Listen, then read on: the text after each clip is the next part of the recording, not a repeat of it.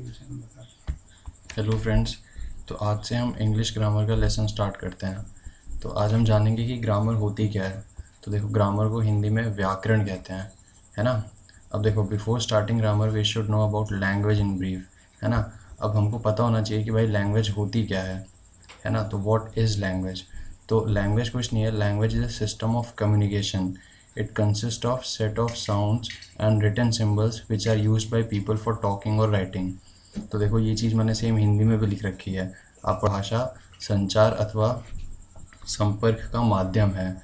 यह ध्वनि समूह एवं लिखित प्रतीकों के समूह से मिलकर बनती है, जिसका उपयोग लोग एक दूसरे से बात करने के लिए करते हैं अथवा अपने भावनाओं को दूसरों को व्यक्त करने के लिए या उनकी भावनाओं को समझने के लिए भाषा का इस्तेमाल किया जाता है। अब देखो, प्रत्येक भाषा की एक वर्णमाला होती है ना। वर्णमाला क्या होता है, इसको इंग्लिश में हम अल्फ़ाबेट कहते हैं। तो what is an alphabet. Alphabet is a set of symbols in proper order used to represent basic set of speech sounds of a language, और an alphabet is a set of letters presented in fixed order.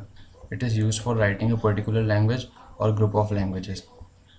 अब देखो, alphabet को हिंदी में वर्णमाला कहा जाता है। तो क्या होता है ना, किसी भी भाषा के छोटे छोटे कंपोनेंट्स होते हैं। तो जैसे इंग्लिश में होता है अल्फ़ाबेट ABCD हो गए, हिंदी में क्या होता है क ख ग। तो इनको वर्णमाला बोला जाता है, यही भाषा को बनाते हैं। ठीक है। और अल्फ़ाबेट से मिलकर एक शब्द बनता है जिसको वर्ड बोलते हैं इंग्लिश में हम। तो देखो यहाँ पे वर्ड क्या है। A word is a single unit of language that can be represented in writing और speech, a meaningful group of letters of language, है ना। ये तो वर्ड क्या हो सकता है, a meaningful group of letters of language.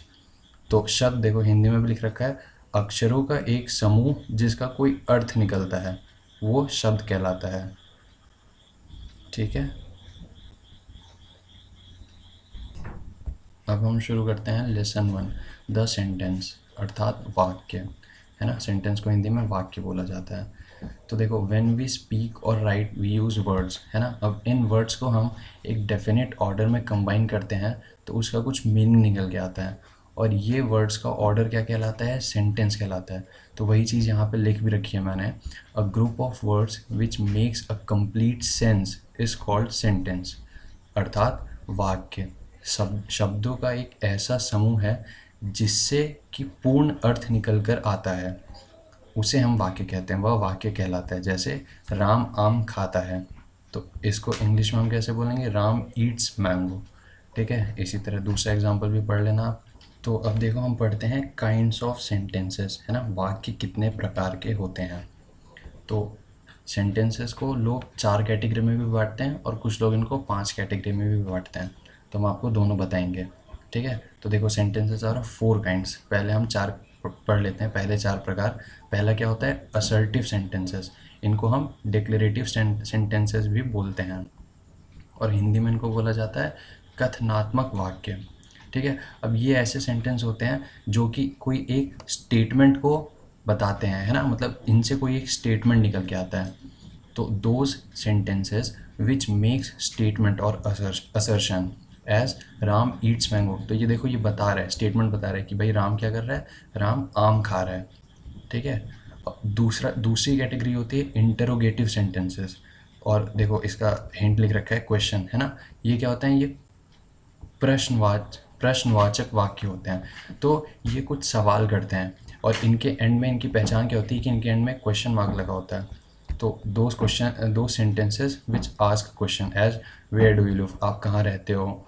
ठीक है। व्हाट इज़ योर एज, आपकी उम्र कितनी है। ऐसे ऐसे इस तरह के सेंटेंसेस को हम क्या बोलते हैं, इंटरोगेटिव सेंटेंसेस। इंटरोगेट मतलब क्या होता है, पूछताछ करना। ठीक है। तो नाम से ही पता चल रहा है, इंटरोगेटिव सेंटेंसेस। अब तीसरी कैटेगरी है इम्परेटिव सेंटेंसेस, अर्थात आज्ञा सूचक वाक्य। तो इसमें क्या होता है ना, इसमें या तो कोई कमांड दी जाती है या रिक्वेस्ट दी जाती है। तो एज कीप क्वाइट क्या बोला जा रहा है इसमें कि भाई शांत रहो। ठीक है। या फिर प्लीज़ फॉरगिव माई मिस्टेक, तो इसमें देखो माफ़ी मांगी जा रही है ना। तो इसमें एक फीलिंग एक्सप्रेस की जा रही है इस टाइप के सेंटेंसेस में। तो जैसे कृपया मुझे क्षमा करना। अब चौथी कैटेगरी होती है, वो होती है एक्सक्लामेटरी सेंटेंसेस। अब इनको क्या बोलते हैं, विस्मयादि बोधक वाक्य। तो ये क्या होते हैं, a sentences that express a strong feeling is called an exclamatory sentences, है ना। जैसे कुछ बहुत अच्छा हो जाता है अपने साथ तो हम क्या करते हैं, हम चीयर्स करते हैं, तो उसके लिए हम क्या बोलते हैं, हुर्रे, इस तरह के वर्ड्स का यूज़ करते हैं। तो जिन सेंटेंसेस में ये सब वर्ड्स आते हैं जैसे हुर्रे, फिर अलास, तो उनको हम बोलते हैं एक्सक्लामेटरी सेंटेंसेस, मतलब ये एक स्ट्रॉन्ग फीलिंग को एक्सप्रेस करते हैं।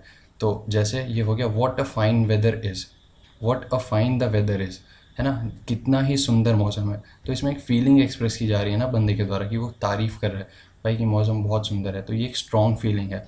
तो इस तरह के सेंटेंसेस को हम बोलते हैं एक्सक्लामेटरी सेंटेंसेस। अब देखो बहुत लोग सेंटेंस की पांचवी कैटेगरी भी डिफाइन करते हैं जिसको बोला जाता है ऑप्टेटिव सेंटेंसेस। तो ये क्या होते हैं, ये होते हैं इच्छा बोधक वाक्य, है ना, मतलब इसमें कोई एक इच्छा प्रकट की जाती है।